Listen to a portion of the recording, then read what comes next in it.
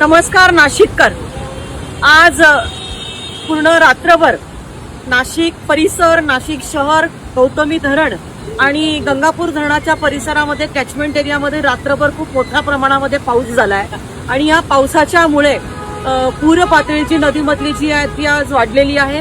मी आज इथं होळकर पुलावरती आहे आणि गंगापूर धरणामधून सकाळी 1000 क्युसेक्स पाणी जे आहे हे सकाळी 6 वाजता सोडण्यात आलेलं आहे. 9 वाजता 3000 क्युसेक्स पाणी सोडण्यात आलेलं आहे आणि आता होळकर पुलावरची जी पाण्याची पातळी जी आहे ती 11000 क्युसेक्स झालेली आहे. पाण्याला गंगापूर धरणापासून ते होळकर पुलापर्यंत पोहोचायला 4 तासाचा अवधी लागतो. अजून गंगापूर धरणामधनं पाणी सोडण्याची आवश्यकता या दिवसभरामध्ये राहणार आहे. कारण पाऊस आपण बघतो की संततधार सकाळपासून सुरू आहे आणि 3 दिवस पावसाची ग्वाही देखील दिलेली आहे.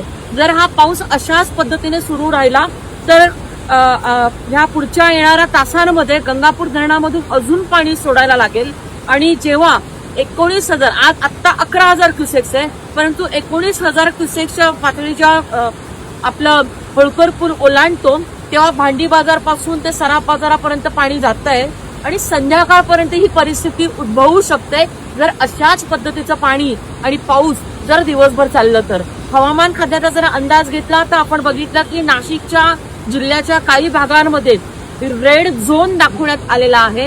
त्यामुळे ढगाचं प्रेशर जर कमी जास्त प्रमाणामध्ये जर वादळाचं झालं तर मोठ्या प्रमाणामध्ये अजून पाऊस येऊ शकतो आणि म्हणून गोदावरी नदीच्या किनाऱ्यावरती राहणाऱ्या सगळ्या नागरिकांना म्हणजे पार फॉरेस्ट नर्सरी असेल, मल्हारखान असेल, आमचं गोदावरी नगर असेल, जुन्या नाशिकचा सगळा परिसर असेल. आता होळकर पुलावरती मी उभी आहे. आपण बघतोय की आपल्या तुतोंड्या मारुतीच्या खांद्यापर्यंत पाणी आलेलं आहे आणि त्यामुळे दुपारपर्यंत हे पाणी वाढू शकतं.